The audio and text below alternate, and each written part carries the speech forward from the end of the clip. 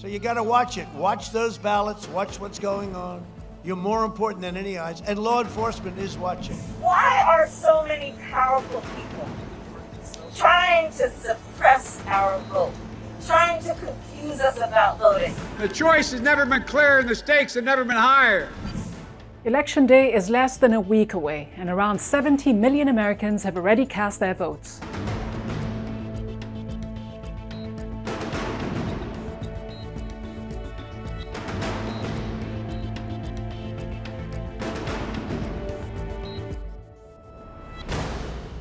It is less than 1 week before Election Day, and America is a nation on edge. A record-breaking number of voters have already cast their ballot in what is expected to be the highest US voter turnout in more than a century. Some stood in long lines to vote in person despite skyrocketing cases of COVID-19.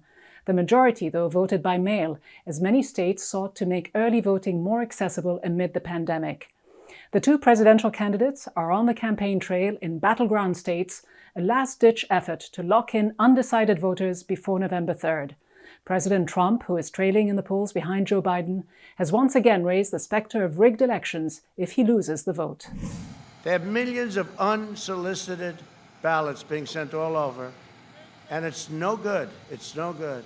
And there's tremendous, every day you pick up the newspaper and you read about, the only good thing is we have people watching them like crazy, both law enforcement and yourselves and everybody. Election officials are working with state and federal law enforcement to prepare for the potential of voter intimidation and election day unrest. Democrats and Republicans have deployed their legal teams to challenge or defend changes in voting procedures. Amid the growing political tensions, what can Americans expect on November 3rd? I'm now joined by Mary McCord, who spent nearly 20 years at the Department of Justice and served as acting Assistant Attorney General for National Security under both the Obama and Trump administrations. She is now Legal Director at the Institute for Constitutional Advocacy and Protection at Georgetown University Law Center. Mary McCord, thanks so much for being with us. Let me first of all ask you about the concerns that many have around the United States that the Trump campaign's calls for an army of poll watchers could lead to voter intimidation. You've advised state officials on how they can confront armed groups that try to intimidate voters at the polls on Election Day. What are your concerns as we get closer? Well, particularly in the context of that statement that the president made, it was during a debate where he had told an armed, far-right, violent, unlawful militia group to stand by. He had refused to denounce civil unrest post-election if he's not happy with the result, and he had then told his supporters to go to the polls and watch very carefully. In that context, the concern we had is that unlawful, heavily armed groups of people, unlawful militias, might actually take it upon themselves to go to the polls and either say that they are protecting against voter fraud or protecting the election. But in doing so, that would be very intimidating to voters.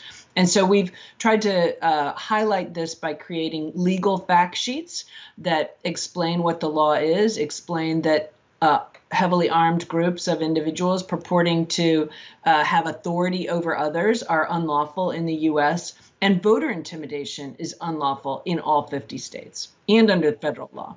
And there could be as many as 50,000 Republican volunteers that will show up at the polls and serve as poll watchers. They say they're trying to protect the vote from any potential fraud. Their plan is to add millions of fraudulent ballots that can cancel your vote and overturn the election. We cannot let that happen. We need every able-bodied man, woman to join Army for Trump's election security operation. How is this kind of tone and language likely to play out on Election Day? Because Trump supporters are being asked to, quote, enlist today and join the top ranks of battle-tested Team Trump operatives. It's a lot of very militaristic language. Will it embolden militia groups who are standing by and waiting for any signal from the president and his campaign? Well, that of course is the fear. First of all, there's disinformation in that statement by Donald Trump Jr. There is no evidence, and the director of the FBI has been clear about this. There is no evidence of widespread voter fraud in America in this election or any of our prior elections in modern history. And there's no reason to believe that mail-in balloting is more susceptible to voter fraud. So that's just disinformation, and it's put out there to try to get people to come down and poll watch and intimidate people. Now, I want to be clear. Poll watching or election observing, that is something that state law allows, right? There is a lawful way to do it and an unlawful way to do it. And every state has a different law about who is entitled to be a poll watcher, who is entitled to then actually come into the polling place. And that can be Republicans, those can be Democrats, those can be nonpartisan individuals. But that's very different than coming down heavily armed outside the polls and intimidating voters. Voter intimidation is unlawful across the board, no matter who's doing it. And in fact, the FBI's former counterintelligence director says the mobilization has already occurred and that people with violent agendas, armed with long guns, the prospect of them showing up at the polls is a very real possibility. How challenging then will it be for law enforcement and poll workers to maintain security at the polls, especially in states that have lenient gun laws or in states that have a long history of armed militias?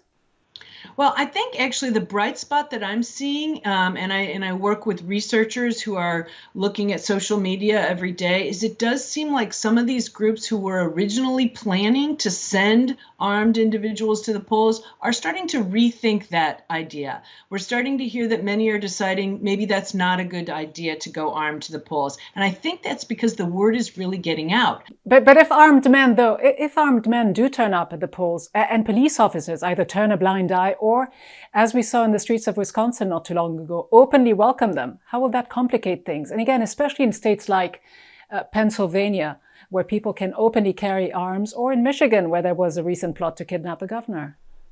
Well, obviously, it can complicate things if law enforcement aren't going to do their job. I don't think we're going to see that the same way we've seen that in the past, because, again, I think there's been much more attention brought to this issue. And if I could just make the point, open carry state does not mean you can be a militia, right? And private individuals have no authority under federal or state law to join together as their own armed militia. The Second Amendment doesn't protect that. It protects an individual right to bear arms for individual self-defense, but the Supreme Court has been very, very clear for over 100 years that it does not protect paramilitary organizations, which is what these private militias are. Let me ask you this. There's been a lot of political pressure on the Department of Justice. Some worry that the DOJ under Attorney General Bill Barr could launch investigations that might help Trump build on his narrative of a fraudulent election. Is that a likely scenario? How worried are you about this prospect? Well, certainly the Attorney General has been one of the president's surrogates who has suggested that there is a strong possibility of fraud in the election and has criticized mail-in voting as being susceptible to fraud, again, without evidence. So it is certainly possible that he could make public statements about investigations, kind of like he did in Pennsylvania when the 9 discarded ballots were found. That would be against Department of Justice practice. It would be against Department of Justice guidance. If there are investigations to be launched, those should be, not publicly discussed until the investigation plays its course. But I can't tell you what this particular Attorney General will do because he has defied the norms already for the entire course of his tenure as Attorney General. What do you expect to happen if the president does not accept the results of the vote? I think that ultimately the president will accept the results of the vote. I mean, the entire executive branch has to answer to the duly elected president. And when the decision is finally made about who the winner is, I think the entire executive branch will recognize that. And I think the president will as well. All right, Mary McCord, thank you so much for being on the program. It's my pleasure. So, voting security and safety is an ongoing concern in the lead up to Election Day. Let's turn now to John Malcolm. He is Vice President of the Institute for Constitutional Government and Senior Legal Fellow at the Heritage Foundation, a conservative think tank. He's also a former Deputy Assistant Attorney General in the Department of Justice's Criminal Division. Mr. Malcolm, many people are watching these elections with anxiety, with concern. To what extent is the Trump campaign preying on voters' fears by threatening to send in an army of poll watchers to some of the key states, even threatening some governors that they will be watching very closely? Okay, I don't perceive this as being a threat. This is going to be a very, very close election, and it is going to come down to a handful of so-called swing states. And it is very important in each of those states that all eligible voters have the opportunity to vote and that their votes are not canceled out by fraudsters. Poll watchers are not there to threaten or intimidate anybody. They are there to ensure the integrity of the process by making sure that people, in fact, are not harassed or intimidated by outsiders, and that they get to cast their votes for the people they wish to vote for. No more. But that's not how many people see it. Some people view this as voter intimidation, voter suppression. Some are raising the specter concerns about potential violence surrounding the election, and including some watching this from outside. So you've got the International Crisis Group weighing in, saying there's no precedent in modern US history for the president's toxic rhetoric, which routinely calls for the jailing of political opponents, gives what has appeared to be winking support to white supremacists, and is laced with martial references that arguably seem to call his supporters to arms. Could all these messages backfire and motivate even more Americans to vote, and perhaps even vote against Trump in this election? Well, President Trump has his fans and his detractors. Some people like his rhetoric, some people consider it threatening. But the purpose of having poll watchers is not there to intimidate anybody or to incite violence. Of course, if violence does occur, there need to be authorities there to stop it. Violence is bad under any circumstances, particularly on election day, and should not be used to intimidate anybody. And I don't think the president is threatening that. The president has sowed a lot of confusion about the legitimacy of the vote. He says he would only lose the election if there was widespread voter fraud. Do you think that the voters or the courts will eventually decide and determine the outcome of this election? I certainly hope not. I hope for the sake of our country that people have confidence in the election without having to resort to the courts. I think that there is no one knows exactly how much voter fraud occurs, but there's no question that there are vulnerabilities that exist with mail-in ballots that do not exist with people showing up at a polling place. But at the end of the day, we should all hope. But where's the evidence, though? Where is the evidence that there is widespread fraud? Because many conservative organizations, including yours, the Heritage Foundation, have been peddling for years the myth that U.S. elections are vulnerable to widespread fraud to justify some of the stricter voting regulations. But these myths have been debunked, haven't they? Well, first of all, we're not peddling anything. We are presenting data, and I would urge your viewers to go to our election fraud data. Some of the data you've put out, it's very difficult to Mr. know Malcolm, how much. Some of the data you've put out in the Heritage Foundation's website says that there have been 1,298 instances of proven voter fraud. But these cases date back to 1982, almost 4 decades. So this is minuscule, and in and of itself, isn't this a fraudulent claim? These are proven instances. So in cases in which people were either convicted or elections were overturned. And elections have been overturned in very close elections, and those are all in the database. The problem is that there are a lot of vulnerabilities in the system, and if you do not do anything to shore up that system, the potential for voter fraud, potentially widespread voter fraud, certainly enough voter fraud to cause a close election to be called into doubt. And the problem but that has been contradicted by everyone looking at this. The FBI director, Christopher Wray, said in a Senate hearing in September that the agency has not seen widespread voter fraud. This is what he said. We have not seen, historically, any kind of coordinated national voter fraud effort in a major election, whether it's by mail or otherwise. This is the FBI director saying there's no widespread coordinated voter fraud. You keep using the word widespread and coordinated. It doesn't take a lot of voter fraud to throw into doubt a close election. And there are going to be many, many states in this election that are going to be very, very close. And there are people who have incentives to cheat. Well, hold on. Take the case of Oregon then. Oregon, one of the 5 states with all mail-in ballots and elections, has sent over 100 million ballots since 2000. They say they've only documented around a dozen incidents of proven fraud. Take the Brennan Center for Justice, which has investigated voter fraud over a long period of time. They found, quote, minuscule incident rates of fraudulent ballots, no more than 0.0025%. So this goes counter to what you've just said. There are several problems with what it is that you just said. You don't find what you don't look for. If you end up having a weak system in place in the first place, where it is easy to commit fraud and difficult to detect after the fact, then you don't know how bad a problem you have. Isn't this just fear-mongering to sow doubt in voters' minds about the election and its integrity? No, it is to alert people to the possibility that fraud can occur so that they will be vigilant, so that we can all end up having confidence in the results of this election, which is what everybody wants.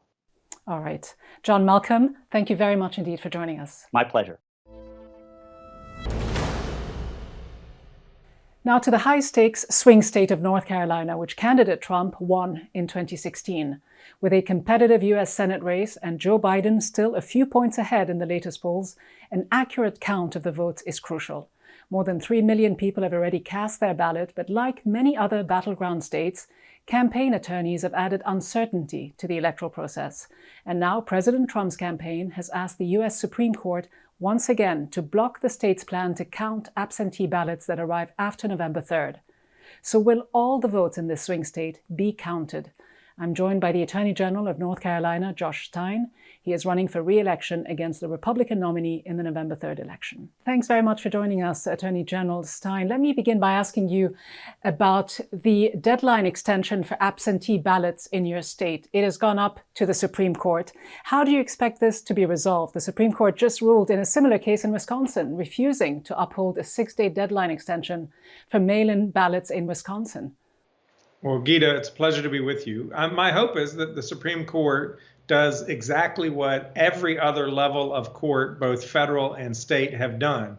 That's the trial court, the intermediate appellate court, and in North Carolina, the North Carolina Supreme Court. They have all affirmed the idea of extending the receipt deadline for mail-in ballots here in North Carolina for the simple reason of the requirement on the person, the voter, is exactly the same. You have to have your ballot postmarked on or before Election Day, November 3rd. We received a letter in North Carolina from the post office saying they couldn't guarantee delivery within 3 days. And so all we're asking is that the deadline be extended from November 6th to November 12th, November 12th, which is already an existing deadline for mail-in ballots that are sent in from abroad. This is because the Postal Service is delayed and because more people are voting by mail due to the pandemic. Sure, but the Trump campaign's complaint to the Supreme Court argues that by extending that deadline, the Board of Election would, quote, sow confusion among voters and election officials by unconstitutionally changing the election rules. This can't be good for voter confidence, is it? The assertion is bunk. It makes no sense because the obligation on the voter is exactly the same. Mail your ballot on or before Election Day. All we're trying to do is ensure that no voter is penalized because the mail delivery in the United States is slow. So that if I mail in my ballot in downtown Raleigh, it will get to the Board of Elections 6 blocks away within 3 days. But if somebody lives in a rural part of the county and mails in their ballot, or they're living with their aunt and uncle in another county and mails in their ballot, why should they be penalized? But so if this doesn't go your way, how do you expect it to impact the vote?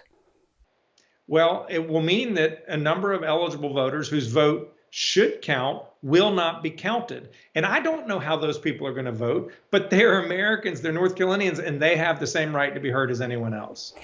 President Trump has been to North Carolina a few times during this campaign. He said at a rally recently that he's watching Democrat-run states very closely.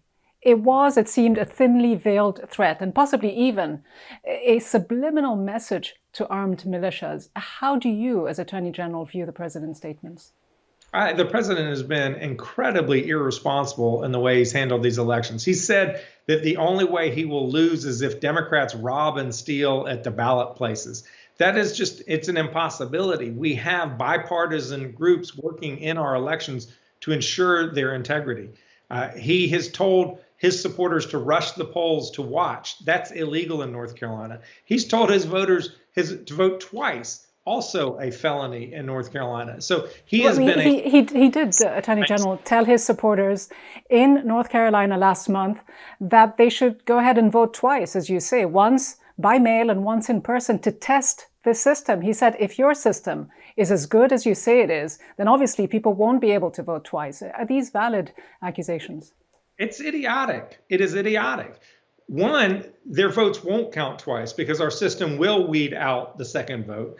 But it is a crime in North Carolina to attempt to vote twice. So he is urging his people to commit a crime, and it won't succeed. They will not be counted twice. And what do you make of the fact that he has been in and out of North Carolina quite a bit during the last few weeks? Is it a sign that this state might be slipping away from him, or is it just an attempt to energize his base? He has been here 7 times in the last 2 months, which is an incredible number. It means that North Carolina is the most politically competitive state in the country, and he cannot win the presidency re-election if he loses North Carolina.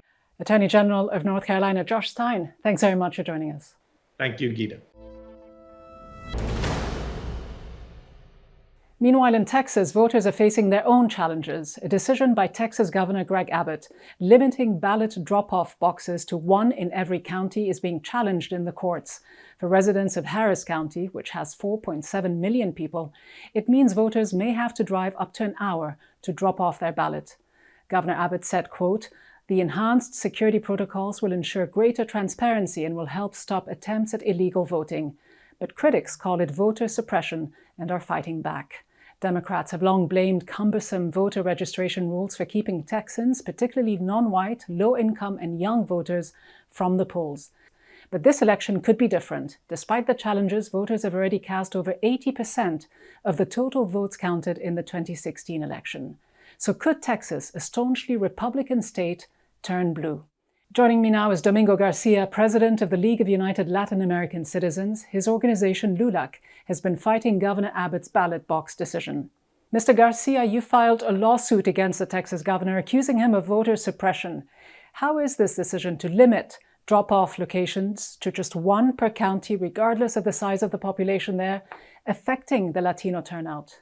Well, it has potential to be just part of another voter suppression effort by the state of Texas to try to bring Latino turnout. Texas is in play for the first time in 20-something years. Biden and Trump are tied, and the turnout among Latinos would be key. And having 1 ballot box in Houston, Texas, population 5 million, where Loving County, population 700, it's just ridiculous to both have only 1 ballot box drop-off. Ridiculous, but it's having the opposite effect, isn't it? The decision seems to have backfired and motivated more people to vote. Texas, in fact, which has traditionally been one of the lowest voter turnout states in the United States, now leads the nation in early voting turnout. Is this good news for Democrats? It is. I mean, Texas was a non-voting state. We have the same demographics as California, so we should have the results of California, except for the voter suppression and the attempts to keep us from voting. But record numbers of Latinos and voters have turned out in Houston, Dallas, all around the state, and that's good news for the Biden campaign. And Biden knows that he will need Latino voters to win Texas. They make up some 30% of all eligible voters. In a recent poll of Texas Hispanic voters, Biden has a lead of 57% to 34%, compared to Clinton's margin of 60% to 29% 4 years ago. Texas was never considered a battleground state. It hasn't voted for a Democratic presidential candidate since Jimmy Carter in 1976. Could the Lone Star State turn blue? Could it be the big surprise of this election? I don't know about blue, but we're definitely turning purple. All the major cities are run by Democrats: Dallas, Houston, San Antonio, Austin, El Paso. And if we can get enough votes in the suburbs that Biden brings over, there could be a dramatic upset on election night. And if there is an upset, if the state does flip, are you concerned that all Texans may not accept the result? Do you foresee any kind of civil unrest? Well, Governor Abbott has already announced that he's sending the National Guard to all the major cities here in Dallas, Texas. We have 500 National Guard troops that have arrived today. I'm hopeful that that will not happen, but there are some elements of right-wing militias that have threatened to show up at the polls on Tuesday, and we're prepared for that. All right, Domingo Garcia, President of the League of United Latin American Citizens, thank you so much for joining us. Thank you for having me. Now, this US presidential campaign has been like no other. The recurrent electoral themes have been relegated to a bitter fight during the last mile over electoral modalities, like voting stations and mail-in ballots. For the past few weeks, both Trump and Biden's campaigns have dueled over how people can vote amid a pandemic that has already killed around 230,000 people in the United States. Biden's camp has launched a campaign to urge early voting, a strategic effort that is bearing fruit. Meanwhile, Trump's campaign has sought to discourage early voting by all means, including the attempted defunding of the US Postal Service. Trump made it very clear, early voting and higher turnout favor his opponent. This may well be the only point of convergence between the two men throughout this bitter campaign. And so, in short, the 2020 election is expected to have the highest rate of voter turnout since 1908, with 65% of eligible voters casting a record 150 million ballots. If this projection turns out to be accurate, against all odds, the 3rd of November could be a shorter night with less suspense and drama than what was expected only a few weeks ago. But it may not necessarily mean that America will be at peace with itself the day after. That's all from me and the team here in Washington. Send us your thoughts and comments, but for now, from all of us, thanks for watching.